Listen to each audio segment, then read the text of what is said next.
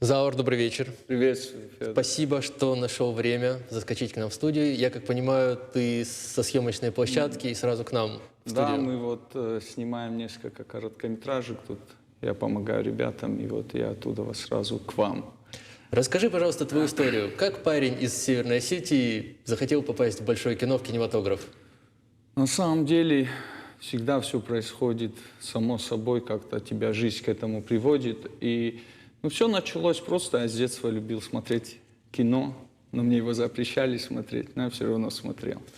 И как-то постепенно я попал в КВН, в творческий коллектив, и оттуда пришел к тому, что есть способности к этому, но не хватает знаний. И поэтому вот так начался мой путь в кинематограф. Мы начали в Осетии снимать сперва ролики, какие-то пытались интуитивно нащупать вещи. И началось все с передачи «Футбол Про». Мы делали ее про наш футбольный клуб «Алания». Сейчас это модно, блогерство, мы тогда не знали, что это такое. И оттуда пришлось ехать в Москву, я так скажу, за знаниями. Вот так. Расскажи, пожалуйста, вот в Москве, насколько я знаю, ты в течение нескольких лет учился в школе кино «Арка». Ну да, я на самом деле практик, я приехал и попал к нашим ребятам в Камеди, и я года 3 проработал на производстве сериалов на ТНТ. ТНТ Productions, Да, Comedy Club Productions. Production, Расскажи, да. пожалуйста, что было интересного? Насколько я знаю, ты даже снимался в эпизодах сериалов некоторых ТНТ Productions, в том числе и «Саша Таня». Да, вот пару эпизодов есть, засветился, так сказать, как это модно говорить. И, конечно же, вы там играете злых кавказцев. Ну да, кого еще с такой бородой можно играть. На самом деле очень интересно, потому что надо было изучить эту кухню изнутри. Это очень достаточно сложный производственный процесс, и мне он нравится. И поэтому я максимально пытался все схватывать на лету и какие-то оценки давать всему кинематографу, в чем его плюсы, минусы, проблемы. Но зачастую ребятам с улицы очень тяжело пробиться, поэтому пришлось поступить. Я вот поступил 2 года назад в Высшую школу экономики на курсы Николая Лебедева, киношколу «Арка». И вот год отучился там, сделал диплом, еще меня позвали, так сказать, побывал мой ролик в Каннах. Вот как-то так. Давай-ка поподробнее. Остинский ролик в Каннах, это очень интересно. На самом деле все было просто. Я снимал свой диплом, и с моей съемочной площадки ребята из школы, они выкидывали бэкстейджи. И с Роскино видели и со школы, и предложили снять ролик. Выбраны были 6 режиссеров, которые должны были снять минутный ролик на тему милосердия на российский стенд в Каннах. И вот мы сняли на такую тематику 2 бандита, вора, домушника залазят в квартиру. Оказывается, что это квартира пенсионера, и они в итоге не крадут его, а наоборот еще свои деньги кладут. И такая простенькая минутная история, это для Инстаграма. Сейчас очень сильно идет развитие интернет-контента, и российский стенд представлял в Каннах вот такую тематику. Но, увы, как это бывает, визу мне не дали, но ролик полетел, а я остался в Москве. Ну, ничего страшного, с чего-то надо начинать, поэтому вот как-то так. Расскажи поподробнее. Ты, помимо того, что реализовался как режиссер, ты еще активно снимаешься как актер в эпизодах, плюс еще и работаешь как каскадер. Я буквально пару лет назад смотрел фильм «Крылья империи», год назад буквально. И тогда мы с тобой были незнакомы, я обратил внимание на джигитов с отличной выправкой, в черкесках. Собственно, вот фотографии были в превью к интервью с тобой. Расскажи поподробнее об этом проекте, насколько было интересно. Я так понимаю, вы играли воинов из дикой дивизии, да, которые принимают участие в Первой мировой войне. Ну, этот проект делал Первый канал. Нас туда позвал наш близкий друг и тренер, он и каскадер Алан Диамбеков, он 20 лет проработал в Голливуде, и мы с ним работали. И вот мы вместе отправились туда, на это приключение. Было интересно. Питер, времена, 19 век, царские времена. То есть это атмосфера. 19-20 век, да, начало Первой мировой войны? Первая мировая война. Было интересно. Были, короче, свои нюансы, сложности, но это в кино без этого нельзя. Но в целом это был отличный опыт. Мы с лошадей падали и как бы и разные трюки исполняли настолько, насколько позволял нам наши навыки. А как вы готовились, собственно, к трюкам? Ведь это достаточно травмоопасно, опять-таки, все каскадерские навыки их же нужно получать. На самом деле все в тренировках. Ты когда к чему-то готовишься, ты прорабатываешь план, потому что самое главное в любой профессии – это безопасность человека. И то, насколько ты подготавливаешься, от этого зависит вообще исход картины, если мы говорим о трюковом кино. И поэтому мы тоже как бы тренировались, в обойме были. Это работа с лошадьми, работа с оружием. И вот, я так скажу, это каскадерская профессия, если она выполнена правильно, это самая безопасная профессия. Если же на ней экономят, то там уже отдельные нюансы идут. Вот так как-то. Заур, расскажи, пожалуйста, вот буквально там год назад, может быть, чуть больше, социальные сети в Осетии взорвал небольшой ролик «Битва в лесу» по мотивам наших предков, скифов, сарматов, алан. Да, на самом Войны, сражения, оружие. оружие, доспехи только не нашли. На самом деле это все тесты. Я не могу сказать на самом деле до конца, что я состоявшийся режиссер, потому что у меня нет полного метра. Но мы к этому идем, и это была такая задумка снять тизер к 1100-летию крещения Алании.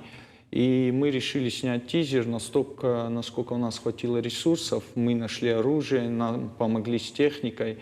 И что из этого получилось, то и получилось. Как бы мы выкладывались на полную.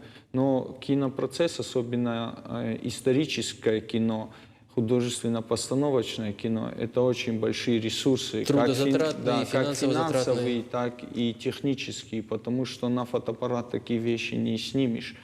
И людской ресурс не менее важен, потому что нужны специалисты, знающие каждый в своей области, чтобы был очень мощным специалистом. И тогда можно снять кино на уровне «Царство небесное», «Гладиатор». В другом случае не стоит вообще начинать такой фильм, потому что можно просто испортить материал и вообще свою карьеру в целом. Ну, мы рисковали, как бы пытались с помощью этого тизера привлечь внимание. Ну, так он и остался в задумках. Но, в принципе, в целом у нас очень много проектов, и этот проект тоже продолжает потихоньку. Мы не отпускаем его, мы дорабатываем какие-то моменты, но к нему надо дорасти. Заур, расскажи, пожалуйста, насколько я знаю твою историю, на время пандемии все кинопроизводство в Москве наглухо встало. Ну, я так скажу, не наглухо. Скорее всего, большие компании, большие корпорации, кинокомпании, они все равно продолжают снимать в каком-то таком режиме пандемийном, я не знаю, потому что у них есть большие возможности продолжать. Но в целом кинотеатры уж точно встали, и поэтому это очень хорошая возможность для молодых кинематографистов за этот период что-то сделать, чтобы когда выйдет весь мир из этой эпидемии, можно было предлагать свой материал и кинотеатрам, потому что люди соскучатся, они устанут от онлайн-общения, им нужно будет живое общение, а театр, кино — это живое общение, ты там получаешь живые эмоции. Поэтому это отличный шанс для молодежи проявить себя вот в этот период. И в целом, ну вот даже если взять мировой кинематограф, многие проекты переносятся из-за пандемии. И поэтому тут неизвестно. Но для нас это шанс. И мы постараемся им воспользоваться, я так скажу. Заур, насколько я знаю, ты приехал сюда и, собственно, на родной земле не сидишь без дела. Буквально с первых дней вы с твоими коллегами, плюс еще, насколько мне известно, приехали какие-то твои друзья и коллеги по киноцеху из Москвы сюда, в республику, и вы снимаете несколько коротких метров.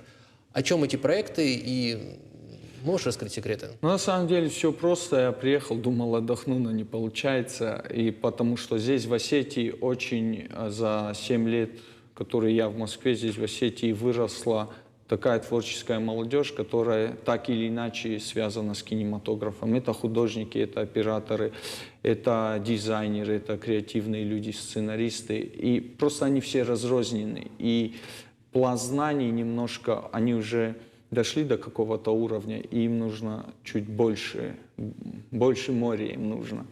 И вот ребята начали интересоваться, спрашивать, я насколько могу, делюсь, и говорил, главное делать. И вот пару ребят начали как раз снимать, в процессе все происходит, 2 короткометражки, кто-то подкасты хочет запустить.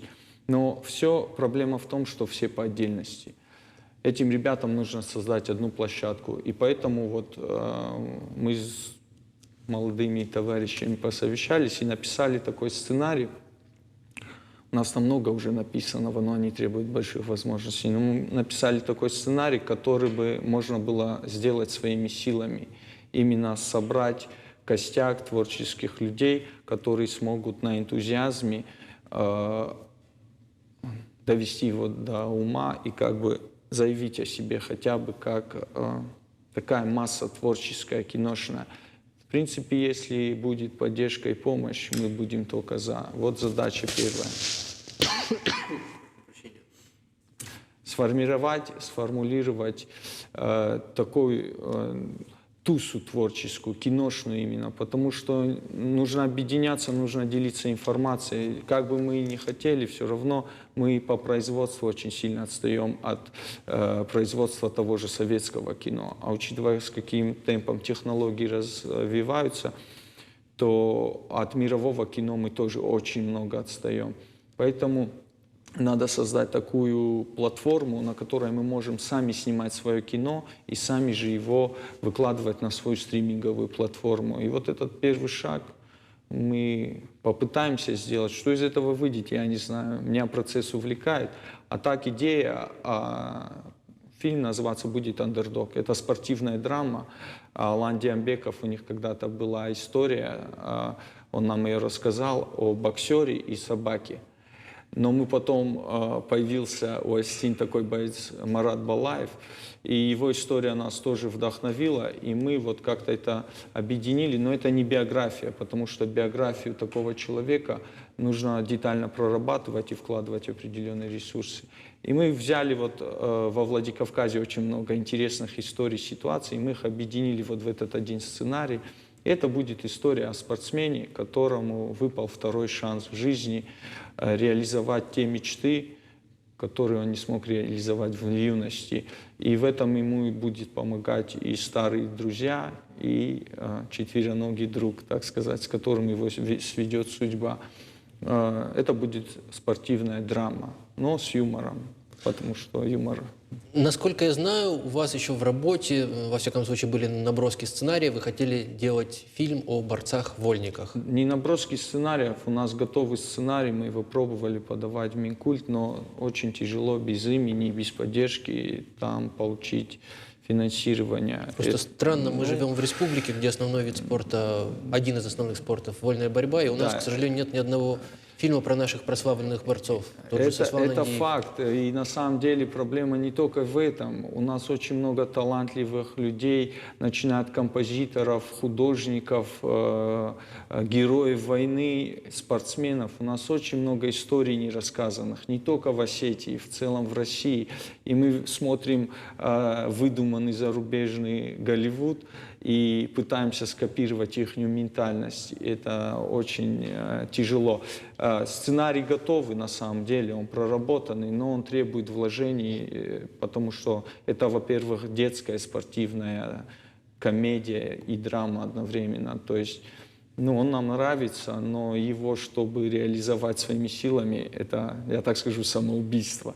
Просто потому что это нужны большие площади и профессиональная техника, потому что иначе смысла нет это все делать. На фотоаппарат я не вытяну при всем моем энтузиазме, это точно. В ближайшее время, я надеюсь, что в ближайшее время по инициативе главы нашей республики Вячеслава Битарова и при поддержке федерального центра Владимир Путин вроде бы дал добро и поддержал эту идею, будет восстановлена Владикавказская студия кинохроники.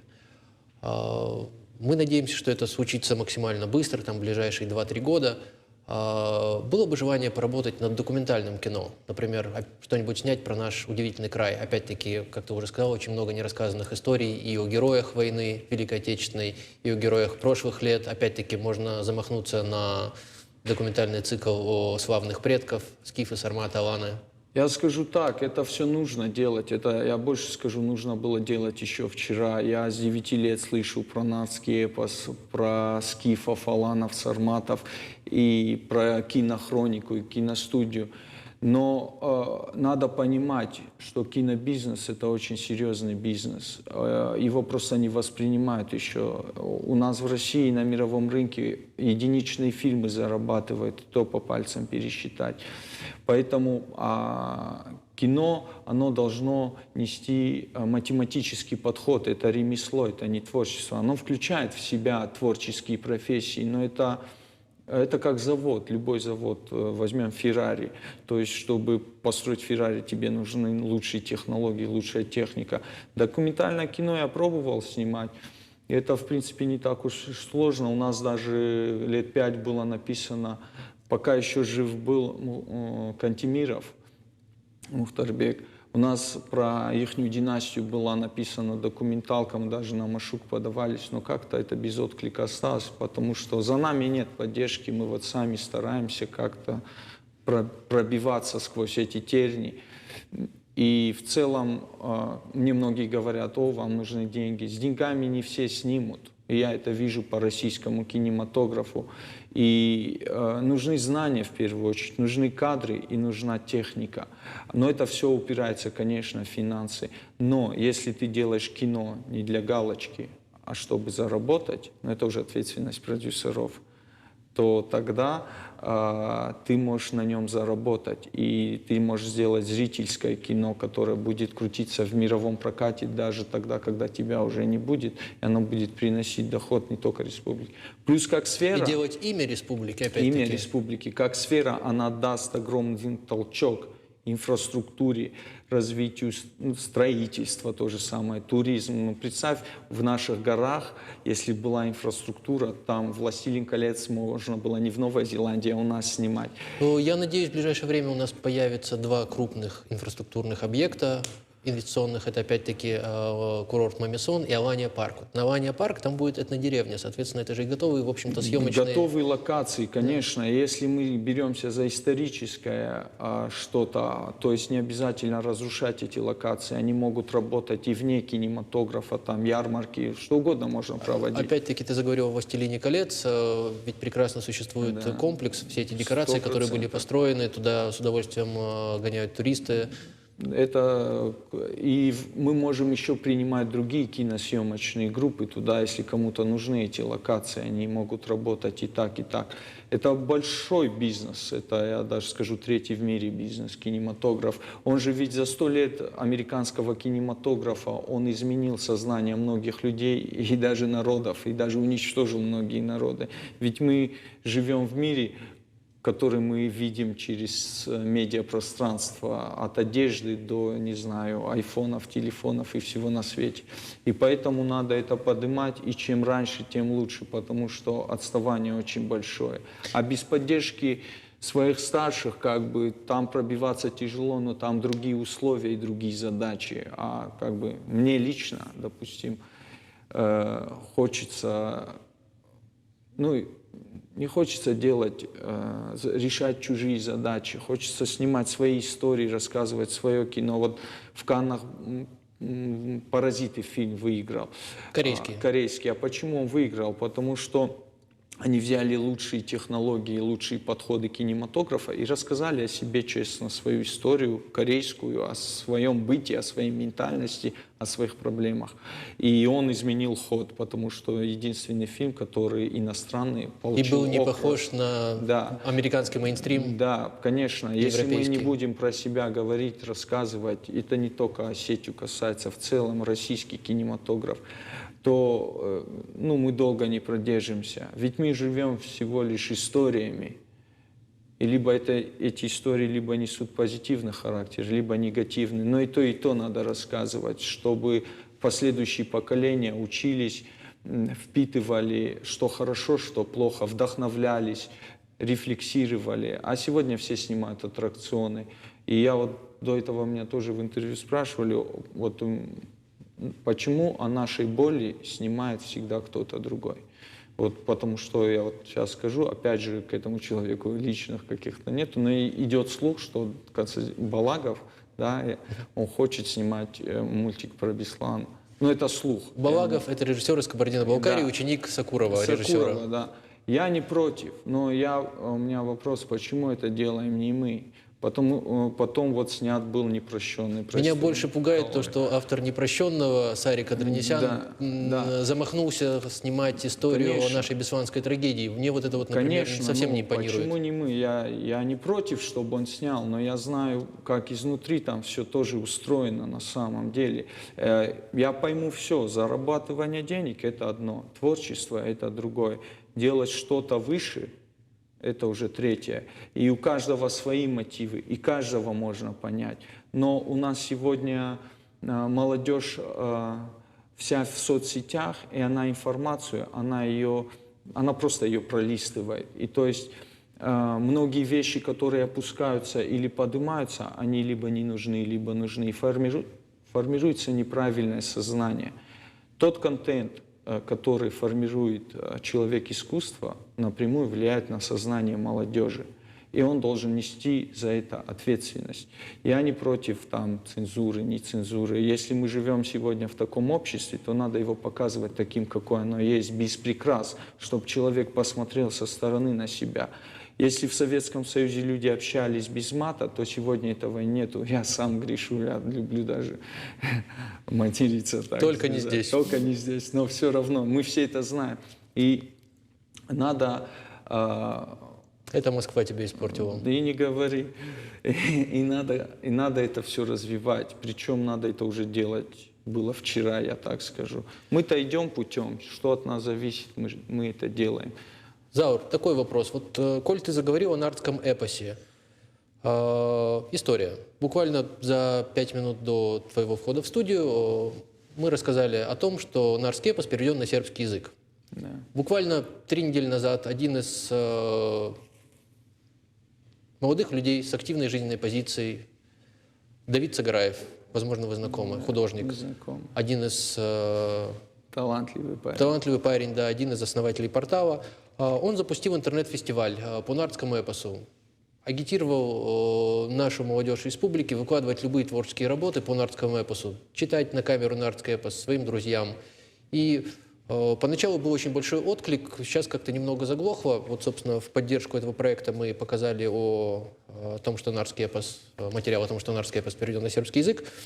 И вот странная вещь. Все те, кто рвут на своем теле волосы, так радеют за астинскую культуру, там, кричат о корнях, предках, остались совершенно безучастны. То есть и получается, что это лишь слова, они говорят, но никто не хочет как-то активно продвигать. А ведь нардский эпос — это именно тот элемент и та часть нашей культуры, которой можно заявить об Осетии на весь мир. Это интересно всему миру. Это архаичный, древний литературный памятник, который востребован в Сербии, во Франции. Опять-таки, почему Демюзиль, почему Шегрен занимались изучением?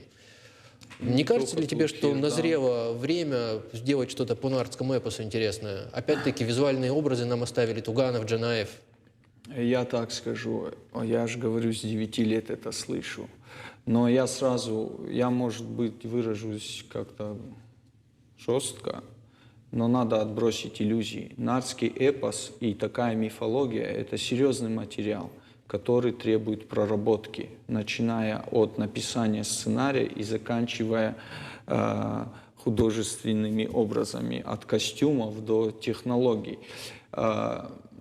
Ребята молодцы, я слежу за их творчеством, по мере возможности участвую. Но надо понимать, что сегодня дети, они мыслят клипово, у них клиповое мышление, картинками. И им ближе герои Марвел сегодня, потому что они на самом деле бессмысленны и не несут никакой стержня за своими плечами. Но они так выполнены, это как конфета в красивой обертке. Она невкусная, но обертка красивая, и человек ее покупает. Так вот, такой материал, как «Нарский эпос», его надо очень-очень сильно прорабатывать, и в него надо вкладывать очень большие деньги. На уровне Марвела, на уровне Нетфликса, на уровне Кэмерона, которые сегодня, вторая и третья часть «Аватара», общий бюджет ее составляет $1 миллиард. Ты понимаешь, насколько они вкладываются в эти все сферы, и я тебе больше скажу, эти вложения окупаются в 2-3 раза, это реально. Но у нас на данный момент очень тяжело донести даже сегодня, что тебе на простой обычную историю нужно там 20 миллионов рублей, хотя это в кино, это копейки. Техника и технология сегодня есть и в России. В Осетии пока этого нету. И технологии настолько быстро развиваются, что человек за ними не поспевает. Поэтому единственный способ снять «Нарский эпос» — это создать площадку, забазироваться, завести туда всю технику на данный момент, специалистов, своих специалистов, и начать их прокачивать и развивать прямо на проекте.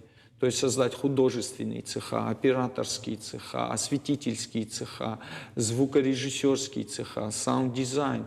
Я не знаю, это большой режиссерский цех, сценарный цех, авторские группы. Для этого нужны помещения, офисы, ангары. Для этого нужна соответствующая техника, камеры. Одной камерой ты такой материал не снимешь. И если это все будет реализовано, оно будет окупаться. Это как снежный ком, надо начать. Вот когда мне говорят, начните с малого, я уже с малого 7 лет что-то снимаю так, и вот только в Канны ролик попал, а я не попал. Тоже не фартовый, как сказать. На «Титанике» тоже не все выжили, только те, у кого фарт был, не знаю.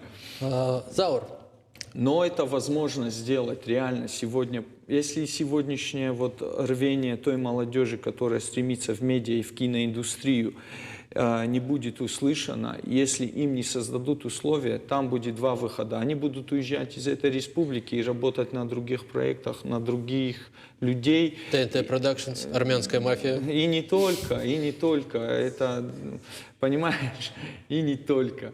Или за границу. И к своим сознательным годам они уже не захотят ничего делать. Не то, что для республики, а даже для этого «Нарского эпоса», потому что человек выдыхается. Пока он полон энтузиазма, пока у него есть силы, ему нужно дать инструментарий. И финансовый, насколько возможно. И, опять же, это как воин без меча. Ну, я хороший воин. Заур, завершая нашу беседу, у тебя есть возможность обратиться к молодому поколению Осетии, всем тем, кому интересен кинематограф. Ты же готов делиться знаниями? Конечно. Ты можешь обратиться и, собственно, как-то консолидировать нашу творческую молодежь на создание киношедевров. Хоть маленьких, но наших, национальных, осетинских. В камеру мне надо сказать. Да. Пожалуйста, Ребята. в камеру. Вот сюда. Огонек здесь. Все. Я извиняюсь. Я в телестудиях немного бывал. Ребята, я хочу вам так сказать. Все это реально.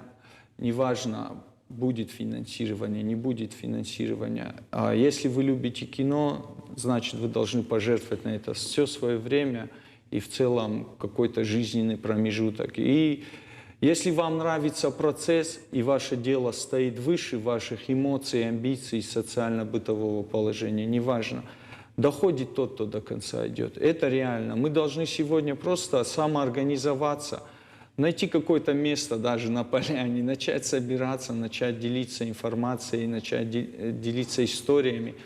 И потихоньку как-то это можно будет поднять. Я хочу вам сказать, надо двигаться только вперед. Прошлым жить хорошо, но бессмысленно. Прошлое нужно помнить, чтобы оно помогало в настоящем делать что-то для будущего. Как-то так, не знаю. Фидарут, нанижут. Я всех обнимаю, люблю. Все равно мы дойдем. Если не мы, то за нас есть кто пойдут. Они уже подросли. Поэтому это реально. Но надо это делать уже сегодня. Спасибо, Заур. Я напомню, у нас в гостях был режиссер, сценарист, актер Заур Цугоев. Заур, спасибо. А мы